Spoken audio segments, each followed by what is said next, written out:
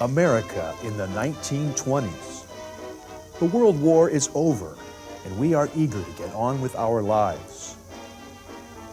Prosperity is returning, and we are ready for fun. We want to be entertained. And it's in the year 1920 when a handful of pioneers rush to get the official government permission to entertain the public with a new device they are calling radio. Pittsburgh, Pennsylvania's KDKA will be the first licensed radio station, and the 1920s will become radio's most important decade. But in the quiet, simple past of 10 years earlier, radio broadcasting had already come and gone in the small farm town of San Jose, California. There, every week between 1912 and 1917, inventor Charles Herrold and his wife Sybil used this crude transmitting device to broadcast programs of music and news to an audience of hundreds. But before 1920, even the word broadcast was only used by farmers. It meant to scatter seeds out in all directions from a single source, to broadcast them. Charles Herrold invented this wireless telephone to broadcast entertainment programs from his station, and he did it back in 1912, before practically anyone even thought about it. But if Herrold was such an important broadcast pioneer, why doesn't anyone know about him? And why was his story lost for most of the 20th century? Why did Charles Herrold literally vanish from history?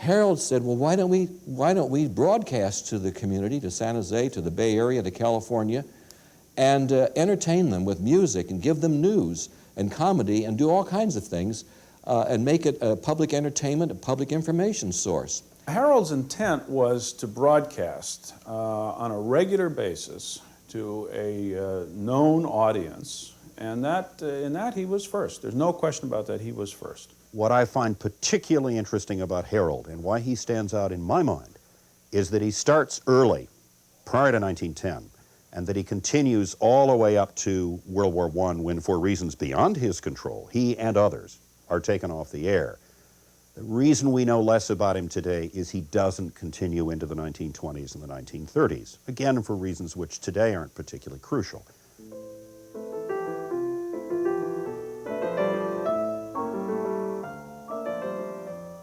Charles Herrold is born in 1875 in this house in northern Illinois. His father, Civil War Captain William Morris Herrold, operates the town flour mill and grain elevator. His mother, Mary Elizabeth, is a school teacher and Bible lecturer. Soon, Charles will have a younger brother. 10 years later, the Herrold family decides to go west. They end up in the agricultural town of San Jose, California. William Herrold buys land and becomes a successful prune farmer. He also invents and receives patents for several mechanical farming implements. Perhaps it is his influence that will inspire young Charles to show an early interest in science and mechanics.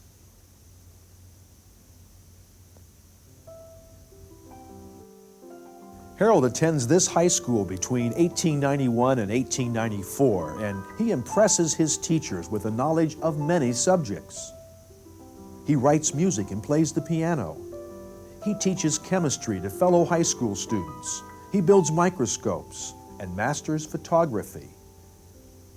He learns about electricity and studies the early work of the great inventors.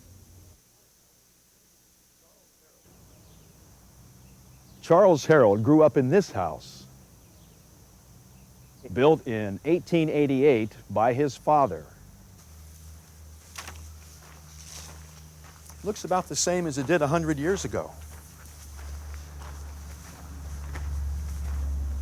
Imagine Charles as a young boy working on a project up in the attic or working on some kind of electrical experiments down in the basement. Behind the house there is a barn, and up on its roof Herrold and his father construct an observatory. It's here on long summer nights that 15-year-old Charles develops his passion for astronomy. A couple of times each week, he visits nearby Lick Observatory and pesters the staff until they teach him the position of many of the visible stars and planets. He invents this clock-driven telescope, which uses grains of sand to change weights and balances so that the telescope can follow objects across the sky.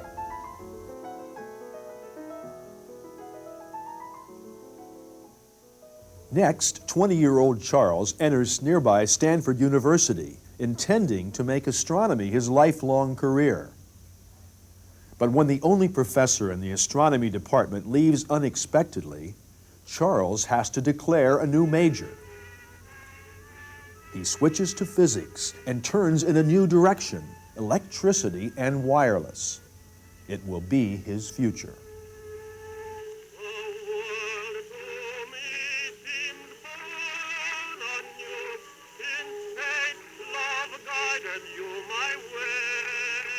Herrold is a college student at a unique time in the history of science and technology.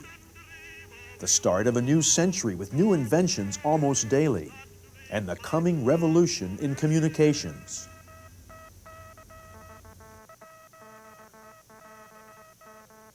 A 150 years ago, we started with communication by electricity, with the telegraph, writing at a distance, the telephone, which was sound at a distance.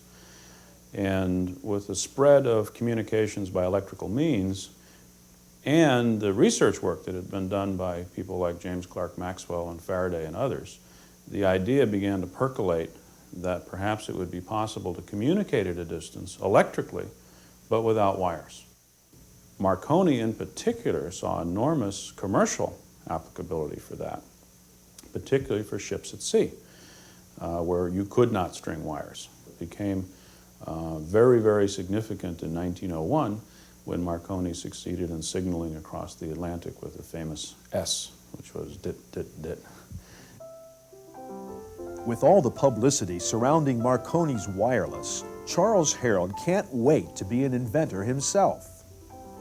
He drops out of Stanford and moves north to San Francisco, where he starts a company and begins to invent and manufacture mechanical and electrical devices for dentistry and surgery, even deep-sea diving. He eventually becomes chief engineer for a San Francisco wireless company, a position he holds until the Great Earthquake of 1906. He loses everything: his personal possessions, his grand piano, his inventions. He flees San Francisco, taking these photos of the ruined city. Settling temporarily in Stockton, California, he secures a teaching position at the local College of Mining and Engineering. He discovers he likes students, and they like him. As a young man of 30, Charles Herrold finds a vocation he will pursue for the next quarter century. Charles Herrold loved the water. He liked to sit aboard his boat in this California delta and read. Now here's a book that really excited Charles. It's Looking Backward. It was published in 1897, written by Edward Bellamy. Looking Backward is a story of a utopian society in the far future, the year 2000. In chapter 11, Bellamy describes how every home is equipped to receive programs of music using the wires of the newly invented telephone. Charles Herrold began to get an idea about how he, too, could send programs of music and other entertainment into people's homes, but using the wireless, a new invention that some people even believe could be made to talk. This was 1907. This was a revolutionary idea by Herrold, and it came 10 years before RCA Chairman David Sarnoff had his idea for a radio music box in every home. Sarnoff worked for RCA, and RCA had a wonderful public relations operation. And they started a library, which is still there, in Princeton. And that library saved every piece of paper David Sarnoff ever breathed upon. And among other things was this so-called, and I say so-called, memo of 1916, the famous radio music box memo.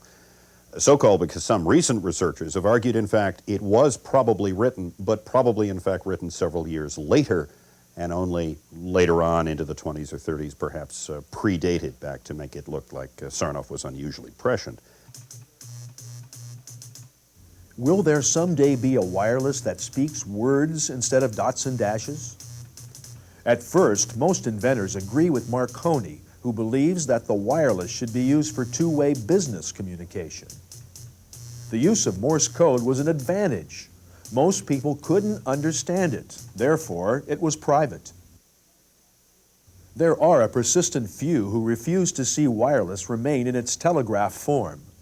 One of the first and most important is Canadian inventor Reginald Fessenden, who in 1900 transmits voice using a spark.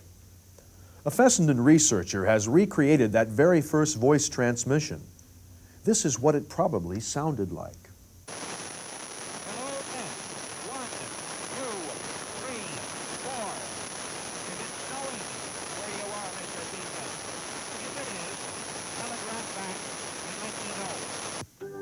Several years later, on Christmas Eve 1906, Fessenden uses this alternator to send a program of music and voice to nearby ships.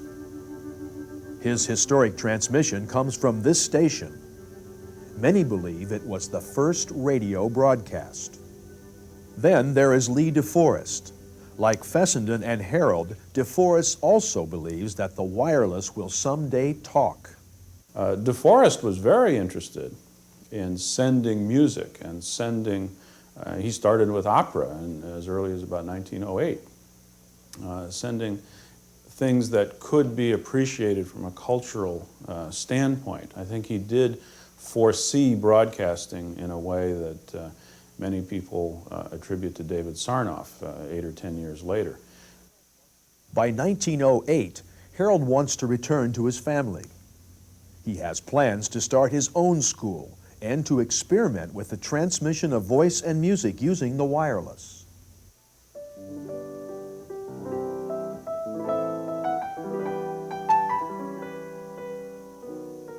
In January 1909, Charles Herrold returns to San Jose and opens a wireless college.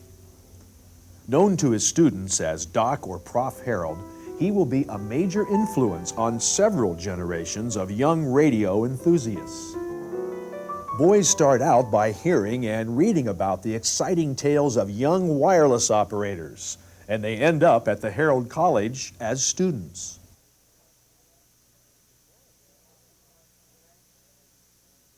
Two months from today, I'll be walking across the campus at Stanford, girl on my arm, letter on my sweater. It's gonna be heaven. Joe College. That's me. How about you? Working on my dad's farm, I guess. Said I wouldn't, but I guess I'll have to. You wouldn't have to if you'd stayed on the football squad. You'd be going to college with me. You'd have a scholarship. Instead, you had to waste all your time after school working on that stupid wireless stuff. It's not stupid. Wireless is the future. It's gonna connect us all together, everybody, everywhere, from coast to coast. Anybody ever tell you have a one-track mind? You should talk. Football and girls. Girls and football, please. Someday I bet they'll send football out on the wireless. Wireless that talks. Yeah, well, that's the day I'll turn in my Letterman sweater and help you build a wireless set. Games played in San Jose, and people will be able to hear it all across the bay. The entire county. The signal will go out like ripples in a pond. Hey, you're scaring away the fish. It was something that caught the imagination of young boys. By 1911, after there was some publicity about the interception of some wireless messages, there was a club in Los Angeles with 200 high school boys in it.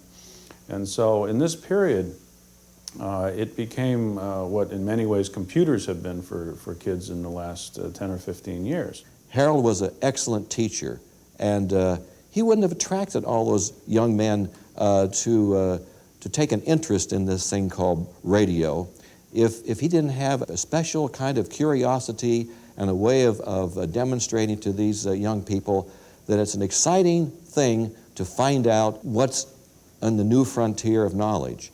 The College of Wireless and Engineering is a major success.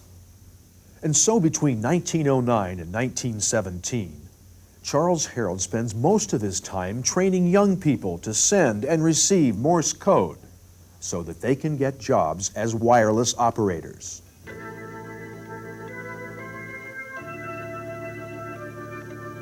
In 1913, Herrold students draw this wedding announcement on a classroom blackboard. As their professor nears 40, he marries 18-year-old Sybil Paul. He brings her into the college as an instructor. Their son Robert is born in 1915. Well, my first memories are of when my mother was teaching the code to students. Oh, I had a very normal growing up. My mother saw to that. She was a good cook, good mother, and she was a strict mother, but she was very good. I did spend a considerable amount of time talking to my grandmother about Charles Herrold. She always referred to him as Charlie. Most everybody else that knew him referred to him as Doc, but she always referred to him as Charlie.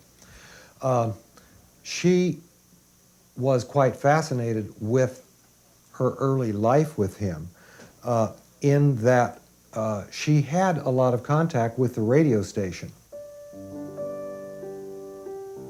Although Charles is now a family man, he continues to spend most of his time during the week at the school teaching or at his lab inventing.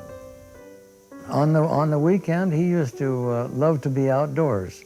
But you see, all week he was usually indoors doing his radio business. And then on the weekend, we would go up there and have a kind of an outing. And I would hike around and investigate things. And he had a lot of the students used to go up there, different students used to go up there with him on the weekend. And he would give them an outing that way and a rest from there. They had quite a rigorous routine during the week, studying and whatever they were doing. Herrold's boys were living the dream of a future in wireless. We call this blackmail, you know. I think there's a law against it. What do you mean blackmail? We're going to Barb's party. Yeah, but you didn't tell me there'd be this little detour along the way. What are we doing here anyway? Here, hold this aerial. Sure, but The higher I can get this aerial wire, the more stations I can get on my wireless set. you're gonna climb up there? Well, you're the athlete. Forget it, look at that thing. Looks kind of dangerous, huh? Well, can't blame the guy for trying, though. Not unless he makes me miss this party. Come on, let's go.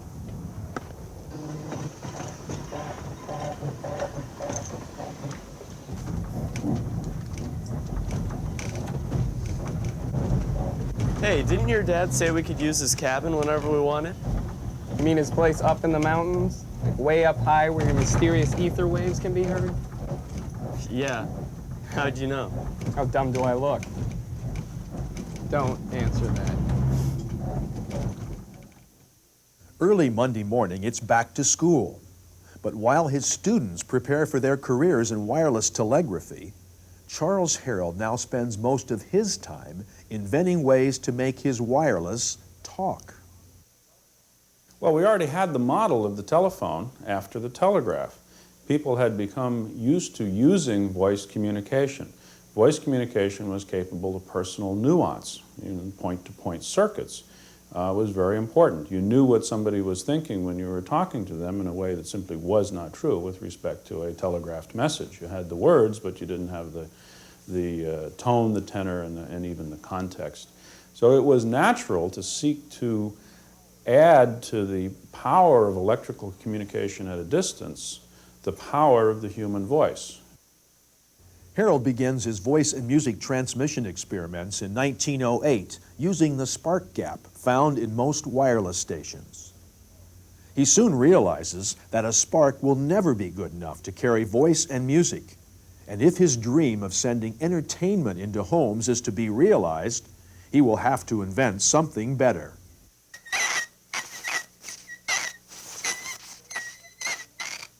Some experimenters believe that a direct current high-frequency arc is a better way to transmit voice and music. Herrold begins to develop his own unique system, which he calls the arc phone. He is assisted by a young wireless enthusiast named Ray Newby. Doc Herrold, one of the finest gentlemen I ever met. Newby will work with Herrold between 1908 and 1923. In a 1979 interview, Newby explains how Herrold discovered the arc. If you want to know how it started, it all started from the old street lamp. I think most everybody has heard the rattle of an old arc light starting. There were millions of them in San Jose at that time. They had them up on the tower. Herrold took that arc and he says, if I can increase the frequency of that singing tone that's in this arc light, the street arc lamp, I have a chance of having a carrier wave that will support voice or music maybe. And that's exactly what he did. He says, to handle more power, we'll put the arcs in series. And he took 6 arc lights and put them in series, one after another, like you hook up dry batteries.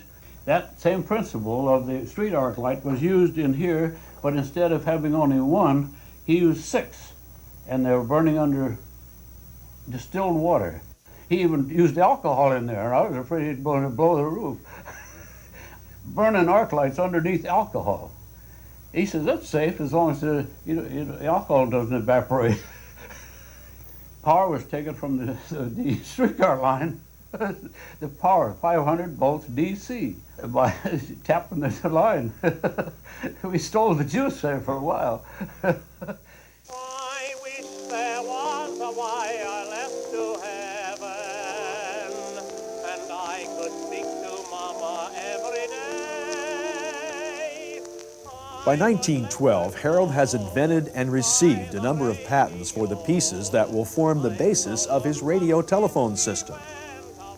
The arc phone is a simple mechanical radio transmitter. It features a magnetic lifting system for the multiple arcs which are burning under liquid. The arcs are in series with a water-cooled telephone-like carbon microphone, which is connected between the arcs and the ground.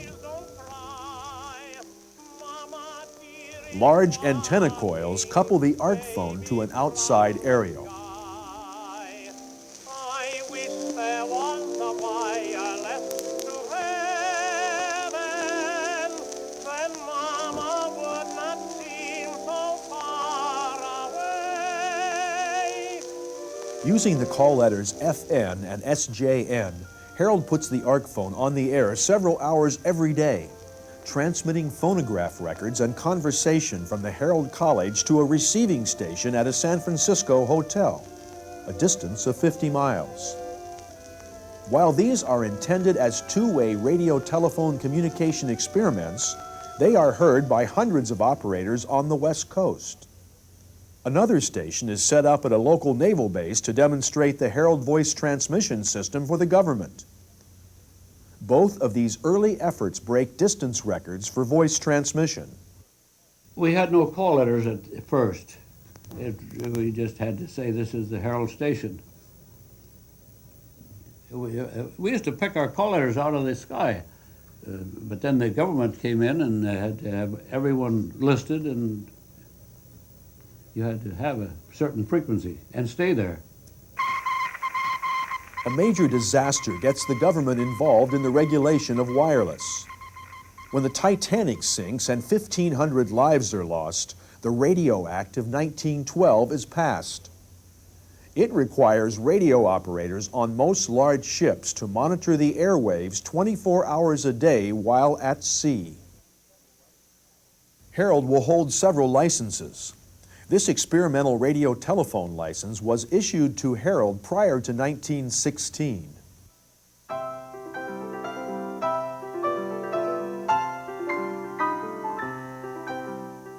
By 1912, Herrold believes that his ARC phone is good enough for broadcasting to an audience. The ARC phone activity that Herrold says proves his claim to being the father of radio broadcasting is the Wednesday night Little Hams program. Herrold tells his students that the Wednesday night programs are broadcasting for the people of San Jose. He also tells them that everyone else transmitting voice at the time is only narrowcasting. He is on every week at the same time, and he knows that he is entertaining a public audience. And as an early form of advertising, the broadcasts help attract students to his college. This is the improved ARC phone that Charles Herrold used for his Wednesday night broadcasts. It survives because he gave it to museum owner Doug Parham back in the 1940s.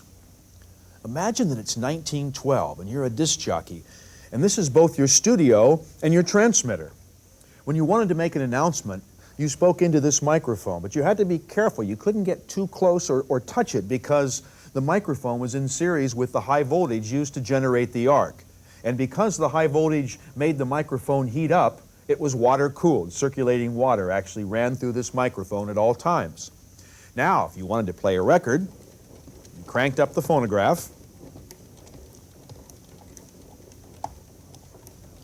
You can see how this modified bell is aimed in the general direction of the microphone. Pick up the sound.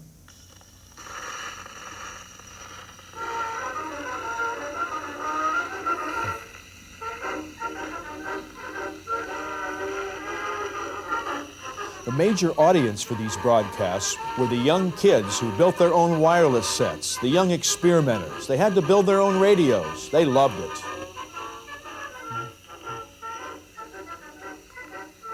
I can't believe you're still fooling with this junk.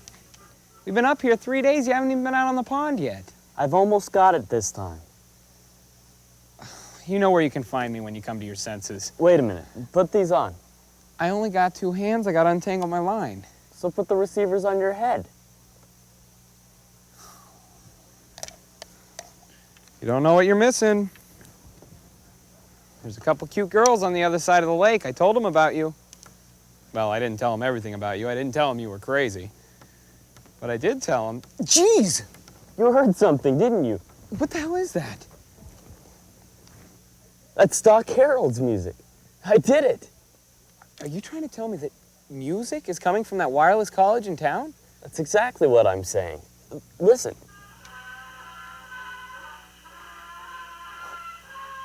That's a John Philip Sousa march. What were you saying about me being crazy? Shh. I want to hear this.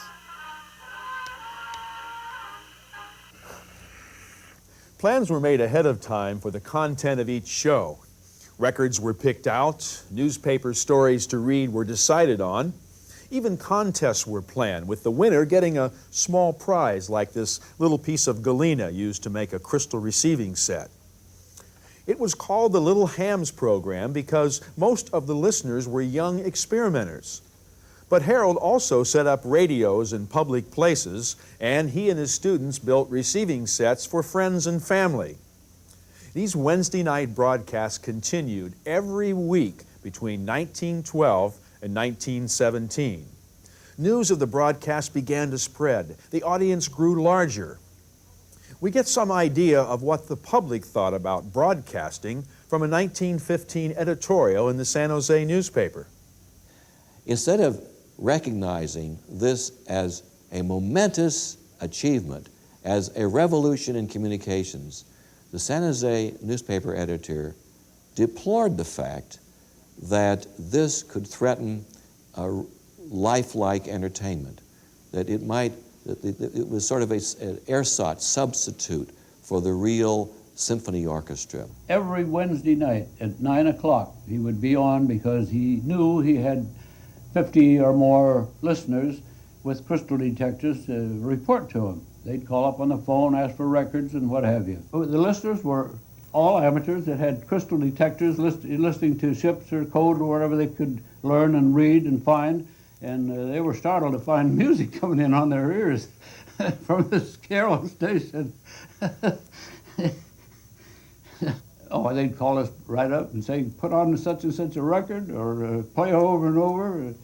Certain ones that they liked better. We even had listeners within, I'd say at that time, and even in the earliest ARC days, it was heard as far away as 900 miles, but under very favorable conditions. One reason that the Wednesday night broadcasts attract so much attention is because of Herrold's young wife, Sybil. She became a disc jockey, if you will. They didn't use that term in those days. And I guess she liked it for a while, because I remember I interviewed her years later, and she was very, very pleased because she got a lot of response from the community. People called up or wrote her fan letters or talked to her on the street that they heard the programs. And I really believe that I was the first woman to ever broadcast a program. We used to get cards from the little hams asking us to play after we started playing the records for their little programs on Wednesday night. My grandmother always told me that she was the first, at least the first female disc jockey, she thought, in the world at least. She used to tell us how she used to go down and get the records from the record store, and she would come and play them over the radio. And I went to Sherman and Clay and arranged to borrow records. She would take them back and play them over the radio. And Sherman Clay loved it because the next day they'd sell out of whatever it was she played over the radio. After they got the voice and that perfected and the music broadcasting perfected, why then he was anxious to get it into the homes and so that everyone could enjoy it. Whether they realize it or not, by presenting programming on a regular basis, Charles and Sybil are developing the first radio audience. He was purposely trying to do what the popular press of the day was doing, in a smaller sense. He was trying to appeal to a broad-scale audience, cutting across the board in an entertainment fashion. Very few people had tried to do that early. And again, very few people had tried to do it on a continuous, scheduled, pre-announced basis. He did get notice eventually in the local papers from time to time, and back in I think it was 1912 or 13, I found articles where Herrold was inviting people to not only tune him in and hear his programs of music, but he actually invited them to stop off at one of the record stores in town where he had installed listening devices, little receivers. He was endeavoring in every way possible to call attention to what he was doing. It makes enormous sense for somebody who's interested in sending voice over the air to send a little music, to have something that people can tune into on a regular basis, because you want them to know that you're going to be there, say, on Wednesday night at 8 p.m. You don't want to do it when everybody's at work. You don't want to do it when the boys are at school. And so it begins to make a lot of sense to schedule what we now call a broadcast. And that's essentially what Herrold did. He was the first that I know of to actually schedule a broadcast.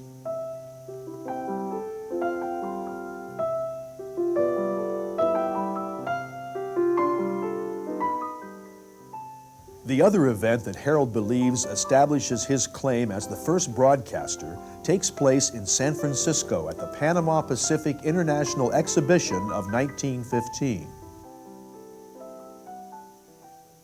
Here, at this major event, with the whole world watching, inventor Lee DeForest is just about to reveal a radical new technology for transmitting voice and music, one based on his invention of the three-element vacuum tube known as the AUDION. But DeForest cannot get his transmitter to work, and so at the last minute, Herrold is asked to step in and take over, to broadcast daily entertainment from his San Jose station to fairgoers visiting the receiving stations at the Palace of Fine Arts. Herrold puts his ARC phone on every day for 8 hours, and thousands of fairgoers are able to experience broadcasting for the first time. My grandmother did tell me about that. What I remember her saying was that people wouldn't believe it. It was so early. People wouldn't believe that it was wireless because they never heard voice coming over the air before.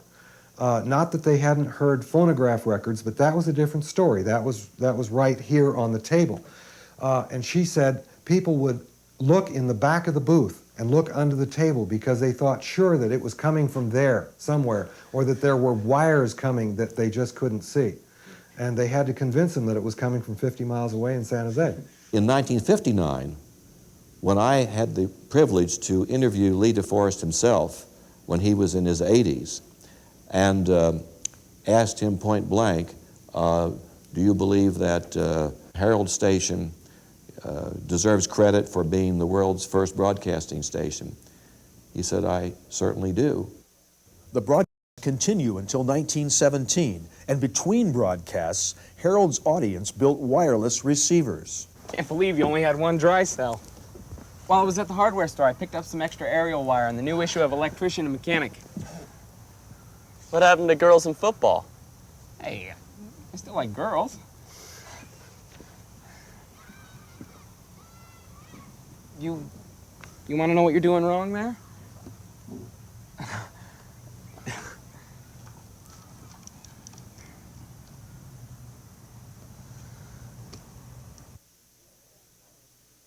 In April 1917, the Herrold broadcasts, along with all other amateur radio activity, come to an abrupt end. By government order, most radio will be silent until April 12, 1919.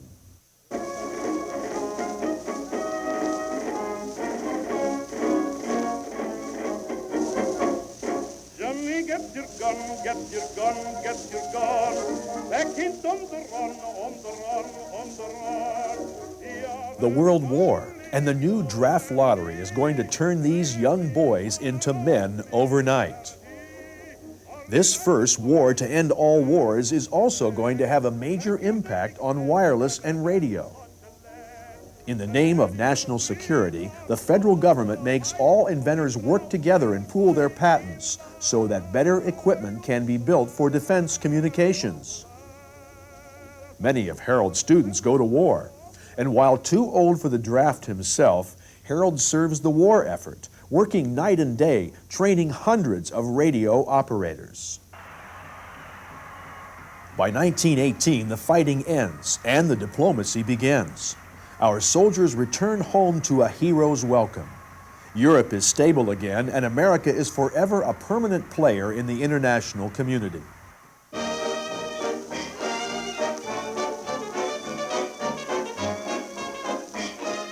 Peace and prosperity. The decade of the 1920s begins. President Woodrow Wilson is in failing health and will barely finish his term as president, to be replaced by the lightweight Warren Harding. People continue to leave their farms for the big cities. Normal life is returning to Main Street, and the future looks good. The 1920s bring at least the promise of unlimited riches. The decade of the 1920s will also turn out to be broadcasting's most important. No longer called the wireless telephone, it's now radio. And everything that radio would become will be in place by 1930. Licensed broadcasting, advertiser supportive programming, radio personalities, networks, everything.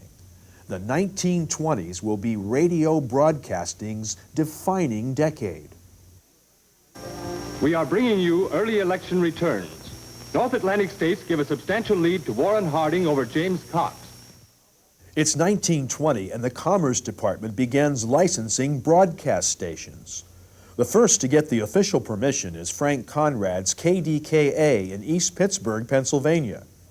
The date is October 27, 1920. And just like Charles Herrold's small audience had discovered 10 years earlier, there is something new on the wireless. Mom, Dad, come quick. Dad, quick, listen, there's music on the air.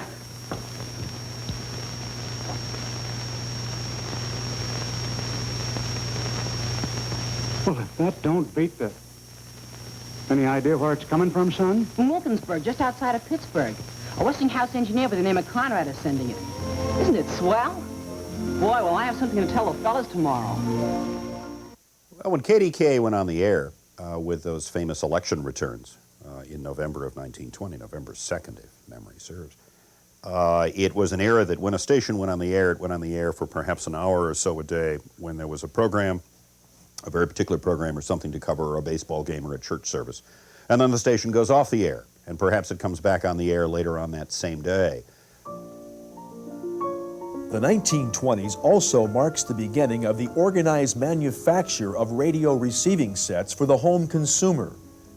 The demands of the World War had forced inventors and patent holders to come together, and quality radios are now available. No longer is it necessary for a boy to eat great quantities of oatmeal just to get the box for a homemade crystal set.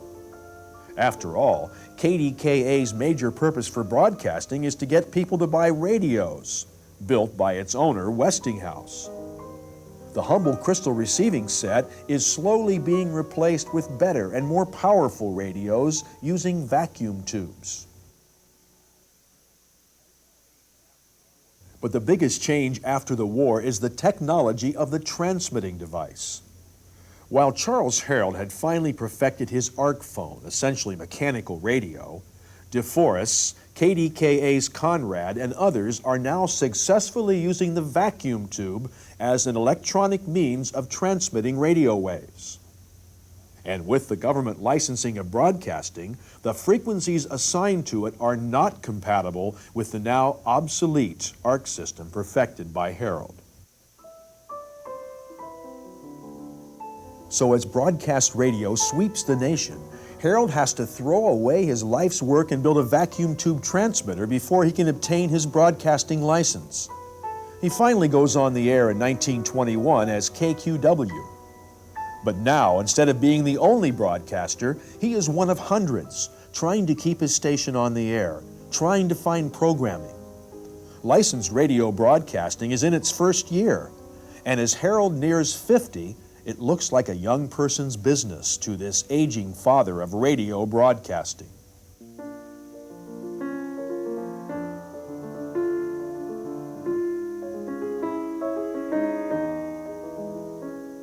Herrold refuses to give up. In addition to KQW, he continues to train students and sell radio equipment. He begins to do innovative things to demonstrate the use of radio and broadcasting, including a number of public exhibitions. Also, in the early 1920s, Herrold meets a whole new generation of young radio enthusiasts. I first met Prof. Herrold in 1922, and I was in the 8th grade. And Doc was very encouraging to young people. He didn't talk down to the kids at all. He encouraged them to go ahead, and any way he could help them out, he did. He was a very warm person. I got acquainted with him by delivering express to him and picking up express shipments in the building. And I recognized him as a very courteous man. He was a personable person. He would go out and visit people in their homes and barns and places where they had their crystal sets, and help them hook their crystal sets up properly with the antenna and the ground and the whole bit. I don't think I met anybody, and I interviewed everybody I could possibly find who knew Herrold when I first started my research in 1959.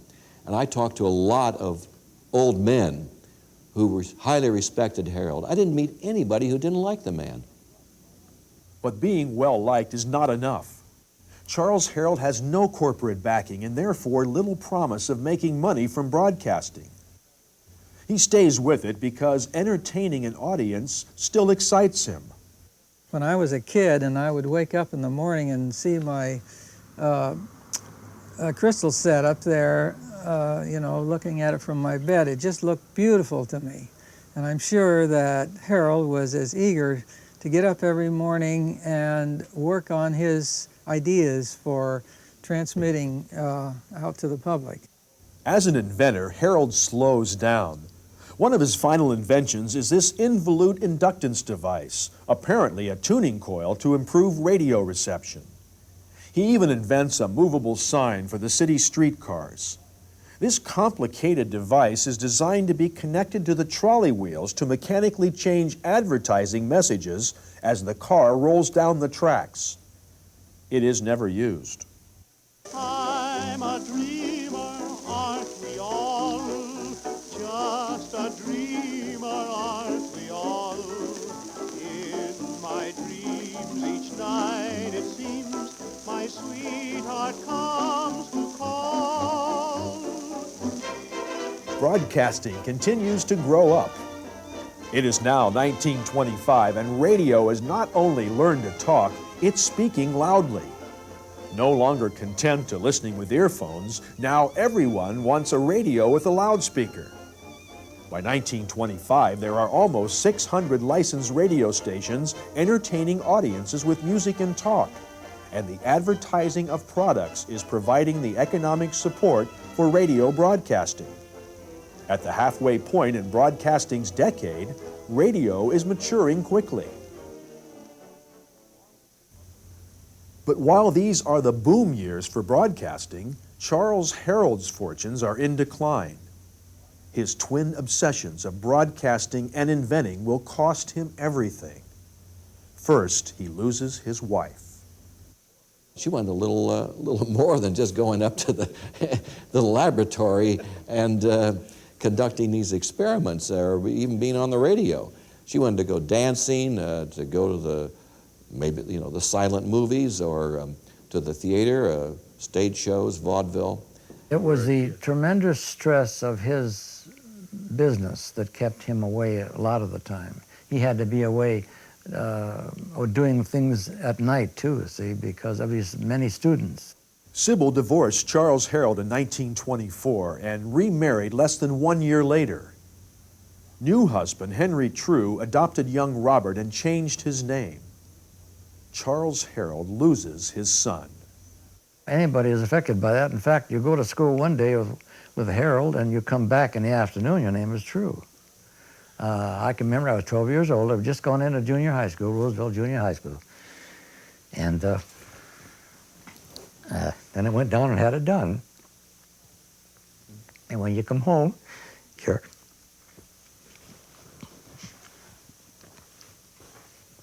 I'm a little emotional about this.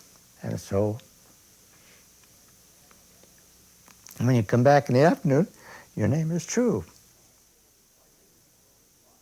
By 1925, Herrold is also broke. He can no longer afford to operate KQW. He turns to a local church for help. So the deal that Herrold worked out with the First Baptist Church is that he would turn over the license to them if in turn they would hire him, employ him as chief engineer. Well, shortly thereafter, I don't know how long the arrangement lasted, but some kind of a misunderstanding occurred. And because Herrold was not a businessman or a lawyer, he didn't have an airtight contract. So they fired him. And the newspaper of that day had a headline, a banner headline that said, "Father of Broadcasting Fired." The 1920s end with a promise and a crash. Charles Lindbergh gives us hope by flying non-stop from New York to Paris. The experiment called Prohibition is clearly failing. So is the economy. But by 1930, broadcasting is a big business. Radio stars are established, listening habits are formed. The Radio Act of 1927 assigns newer and clearer channels to broadcasters and requires stations to operate in the public interest. NBC and CBS are the first radio networks. By 1930, radio is a major source of entertainment for all Americans. The 1920s have been radio broadcasting's big decade. But for Charles Herrold, it's a different picture. He'll spend his final years in radio in sales. He writes and lectures about advertising. He buys blocks of time on local stations, finds the programming, and then sells the entire package to advertisers. Herrold also tries one more attempt at marriage. This time he marries a woman named Belle and it's broadcast live on the air. He writes their wedding ceremony as a radio script. After this highly publicized radio marriage, we never hear about Bell again.